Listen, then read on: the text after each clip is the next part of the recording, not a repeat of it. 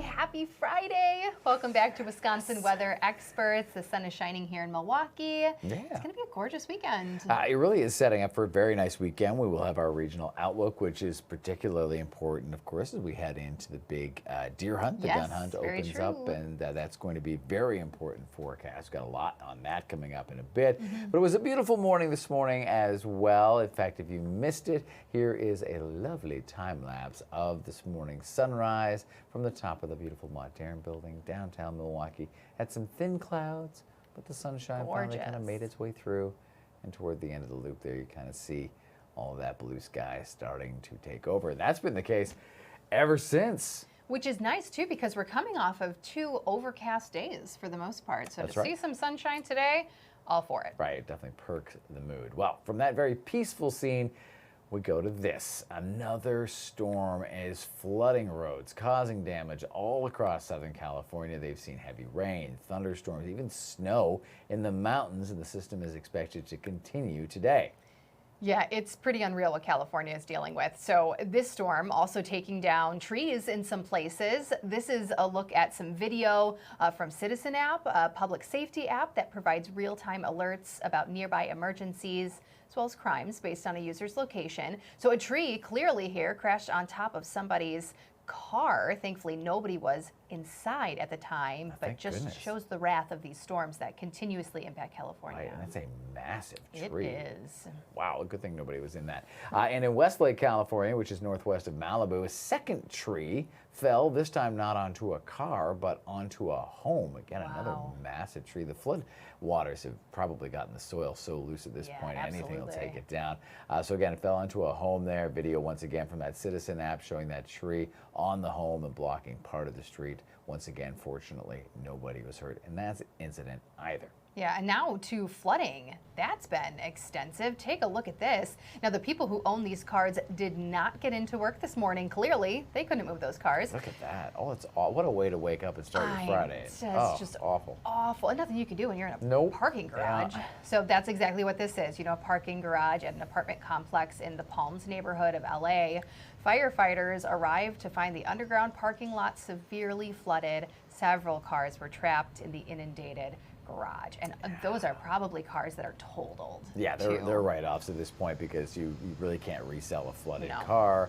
The electronics are probably shot forever, so they're going to go straight to scrap. A lot of water. Hopefully the owners had some decent insurance. And as if they didn't have enough water from the actual storm, check this out. Oh my gosh, video from Tarzana, California, which is just west of Hollywood. Sky Fox from our sister station showing this sheared off hydrant shooting water in the air. This happened at a gas station at the intersection of Ventura and Reseda, if you know the area. The LAPD says a car hit the hydrant shortly after 5 a.m. this morning.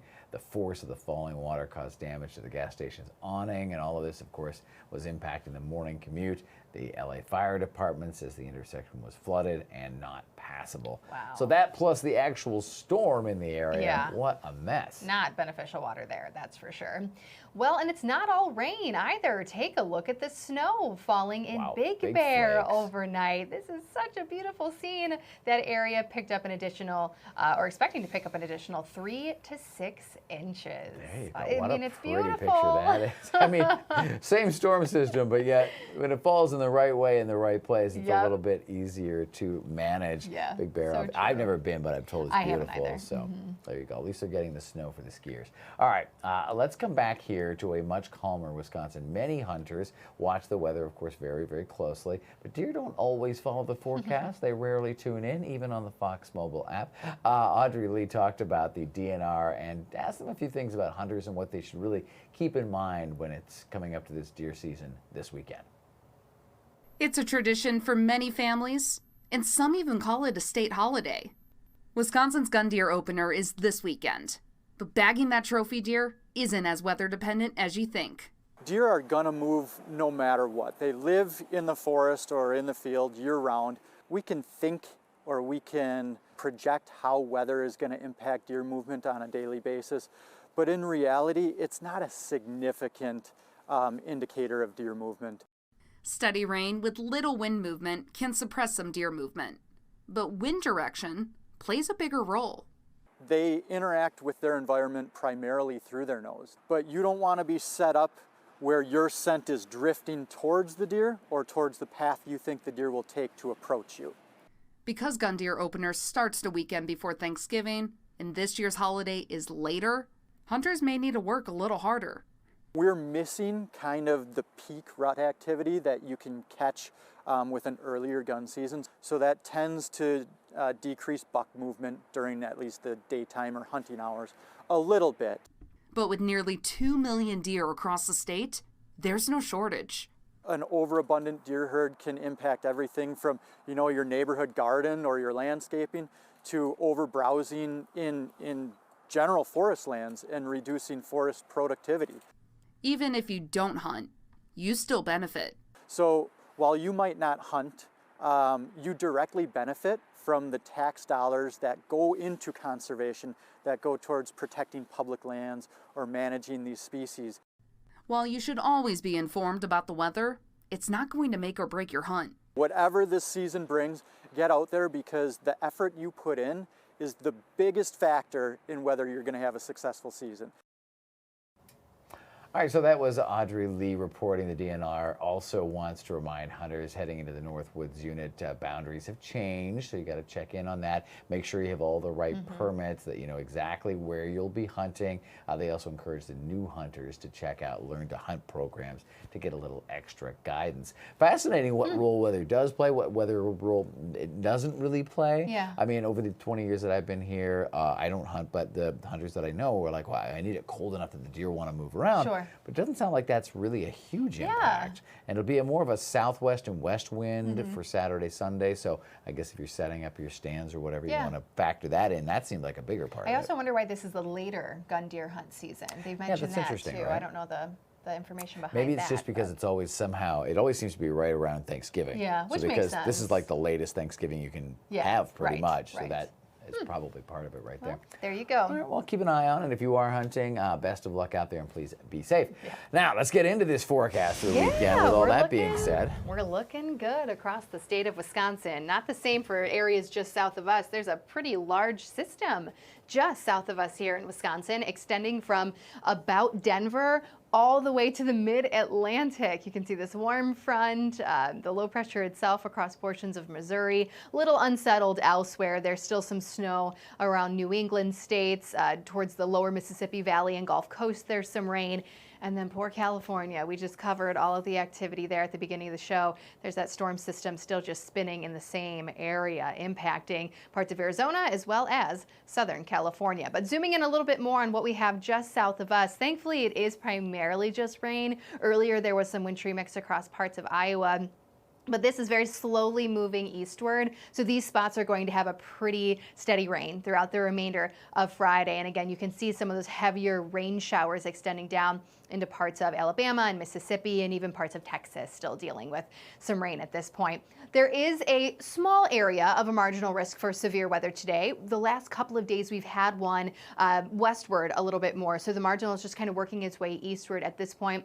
There has been hail, strong wind, flooding, rain in areas west the last couple of days. So this, storm system is still packing a bit of a punch as it continues to move eastward. As far as current flooding headlines, those are primarily in those spots in Southern California, as well as far southwestern Arizona from the consistent rain that they've been dealing with for over a week now. Also still seeing some winter weather headlines. Again, we showed you the snowy part of that storm system. You just get to those higher elevations where it's a little bit colder, and that's where the snow is falling. So both winter storm warnings and winter weather advisories just outside of LA. It's not the biggest storm system, but it's not really moving, and it's more so just the issue of this atmospheric river, meaning one low pressure system after another continuing to move through those same areas. So they are dealing with the mess yet again today. To the other side of the country, snow is pretty steady across parts of Maine and some New England states. And then back here to Wisconsin, we are enjoying a quiet day with some high pressures towards the west, keeping this storm system down towards the south. That'll be our source for good sunshine then throughout the weekend too. So as we look at the state here throughout the remainder of Friday, I do still think southern parts of Wisconsin through the afternoon today will have some cloud cover thanks to the rain down south. Then we should see some sunshine throughout Saturday. Cloud cover and maybe a little bit of wintry mix in northern northern Wisconsin tomorrow morning. Otherwise, we will eventually see full sunshine the remainder of Saturday, again statewide. And then we do it all over again on Sunday. Maybe a couple of clouds up towards the north, but everybody else, for the most part, going to see beautiful sunshine. So our next rain chance then in Wisconsin is going to hold off until early next week. Monday will start dry, but then you really saw that rain fill in later on in the day, starting out west, eventually moving eastward, and it will continue into Tuesday. So I know next week, obviously Thanksgiving holiday, if you're trying to travel earlier in the week, it is going to be a little messier. So Monday, Tuesday, again, we'll have the steady rain. Better than snow, but you will be commuting in a bit of rain. It is looking drier Wednesday as well as Thursday. Quick check of temperatures for today. It's going to be a little on the cool side. We had a cold front move through yesterday evening. Upper 30s for high temperatures up towards the north, and those towards the south hanging out in the 40s. But we have some warmer weather on the way. 50s are back in our forecast, at least in Milwaukee, but across much of the state starting Saturday, especially on Sunday. And those 50s will stick around through that rain chance on Tuesday. Then you'll notice Wednesday, we start to feel that drop. And we kind of mentioned this yesterday too. This cooler than average trend, a decent drop in temperatures, looks to continue into early December. So enjoy the 50s we have, and just know that we are eventually going to drop towards your Thanksgiving holiday. Go. And then, of course, we start talking about winter. Yes. We have our new winter outlook that's on the website. You can check out that even deeper. Yes, it's got great information in it. Yeah, for sure. All right, so the city of Racine has some great information, too. They are now stepping in after a Racine senior living facility couldn't cool things down this summer. Common Council passed an ordinance there actually requiring that senior living facilities keep indoor gathering spaces no hotter than 81 degrees. You remember how hot some parts of the summer were, right? So this comes after the AC at Lake Oaks Apartments did not work for several days back in June. Again, remember how hot June was this year. Alderman Tyler Townsend says state law doesn't allow municipalities to require a building to install AC, so that's why the ordinance focuses on temperature limits instead of telling them what equipment they have to buy. That is good news for our seniors. That is great news. Hopefully something like that does not happen again. That's right. Of course, it'll be a while before we start talking about staying cool again. But that's how things work, right? We'll be back and we'll talk a bit more about what's going on with the world of science around us. We've got a really cute pygmy hippo. Stick around for that, if nothing else.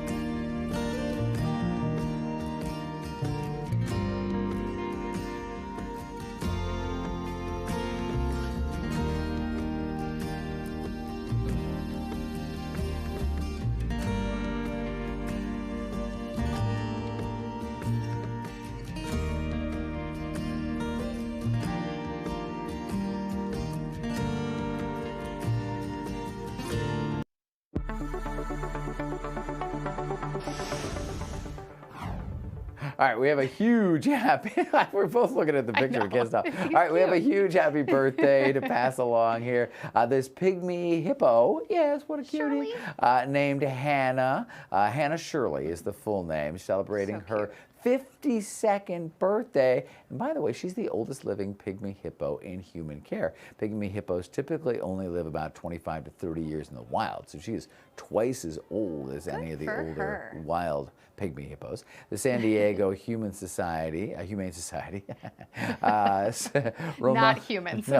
No, that'll be if one day when the zoo animals start putting us in zoos. Anyway, the Humane Society, Ramona Wildlife Center, threw her a Hungry Hippos themed party yesterday. How appropriate. Wildlife team rescued Hannah from a private backyard back in 2002. I can't imagine how that even came to be. But anyway, she has since been living in a 13,000 square foot habitat with a pond and a pool, living the good life, and all the way up to 52.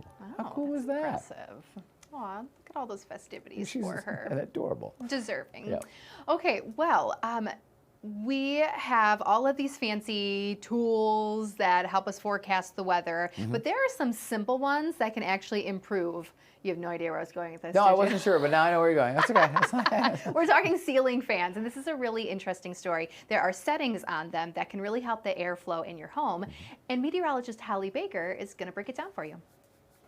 Did you know that your ceiling fan can move in 2 different motions, a counterclockwise motion or a clockwise motion? Well, you know that now. That's called a seasonal setting. So in a seasonal setting, at least for summertime, you're supposed to have your ceiling fan set in a counterclockwise direction. And what that does is the air is pretty much forced straight downward, and that's going to produce a wind chill effect for you. So in the summertime, whenever those temperatures are heating up, including inside your home, you're going to want to find a way to at least feel refreshed and relieved from the heat. So first thing you want to do is make sure your ceiling fan is set in a counterclockwise direction so that you can get that wind chill effect. However, in the wintertime, you want to make sure it is complete opposite. You want to make sure it's set in a clockwise direction, and that is because the warm air pretty much that's trapped up high in the ceiling is going to be forced downward, and that's going to kind of help create a warmer environment for you, especially inside of your home.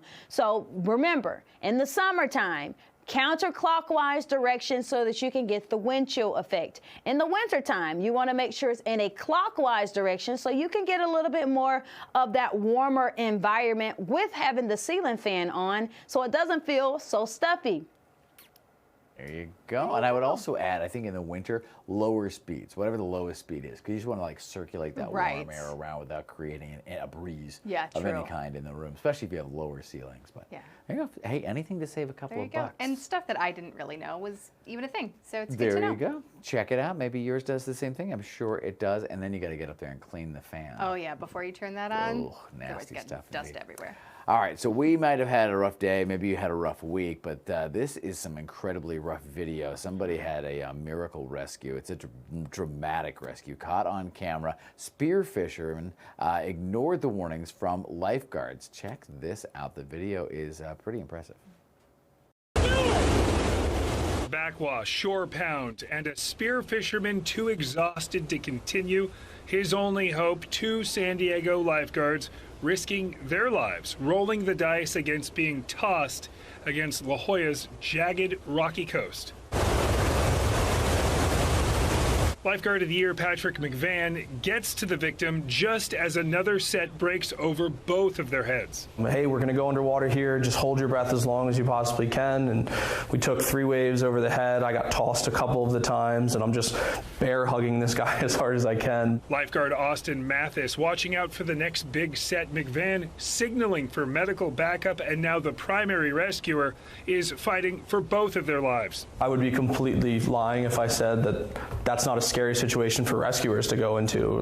Like I said, we're just completely at the will of the sea at that point. Then, like a diesel tugboat, McVan shifts into a low gear backstroke, fighting against the chaos of the shore pound, dragging the young man in his 20s through the dark, rough waters. He was a really good victim. He was listening to everything we said and was really just doing everything that we're asking of him, which is tough in those situations where that adrenaline's really just pumping.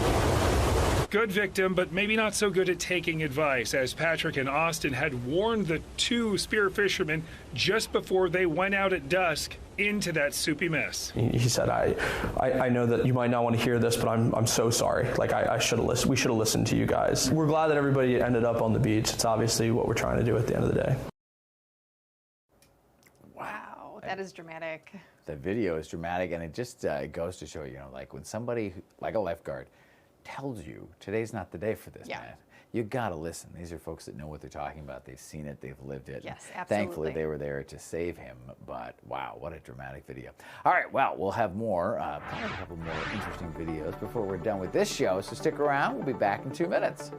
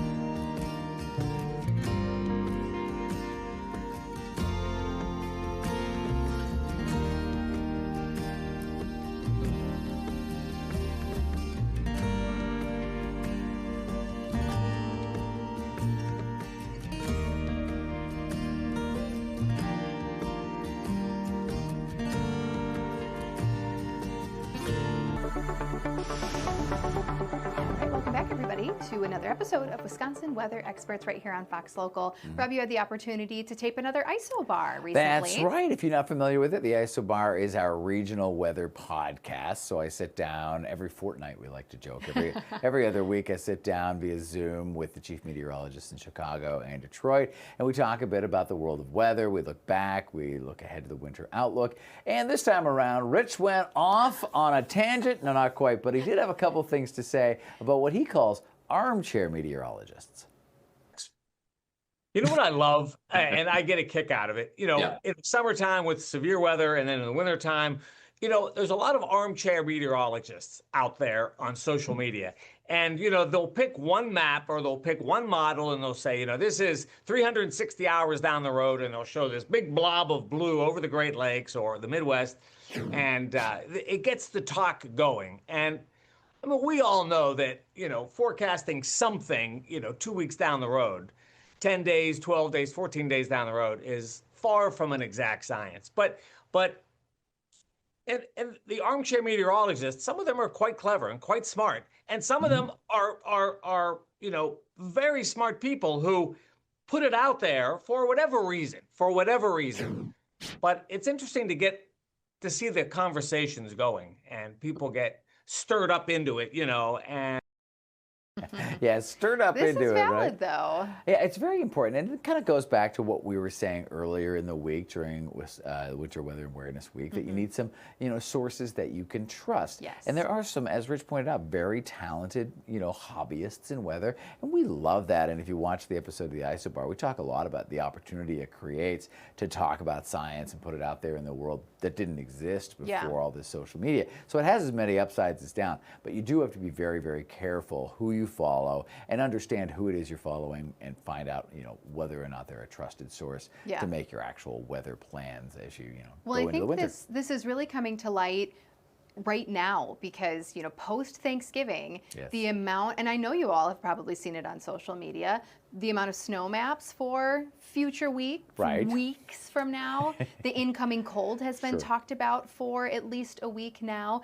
Really, it's more important now than I think ever to have that trusted source, like you said, because there are so many people who now know that a lot of our resources, public information. You can learn how to forecast. Right. The raw those data sites are public. is out there. It has always been out there, and the key is, do you have the education to actually decipher what you're looking at? Because, a computer model, like a lot of things that we have nowadays, is just raw data translated into some sort of form, right? Like if you ask ChatGPT to make you a weather map, it'll make you one, but it probably won't be right. Right, exactly. And sometimes the weather models go off on crazy tangents once you get past 72 hours or so. So that's why, again, you have to check your sources. And as Rich pointed out there, the armchair meteorologists, we love you. We acknowledge that you're very smart people because a lot of them do know what they're talking about. Absolutely. But there's a difference between doing it as a hobbyist and between actually doing it for a career. So we hope you continue to do what you're doing now, which is to choose us as your trusted source. Please. And we will be back doing that. By the way, you can check out the Isobar on the YouTube channel and on Fox Local. It's available on demand. As I was explaining to my mother yesterday, so is this show. You can watch it Where anytime. can I watch your new weather show? It's right on the app. You just go in there. It's on demand. You can watch it anytime you want. We appreciate you watching it live, but feel free to watch anytime. And yes, share it with friends. The more, the merrier. Absolutely. So thank you for tuning in for another episode of Wisconsin Weather Experts. We will see you again right here next week, Monday at 12 o'clock. Remember, we are Monday through Friday, all next week.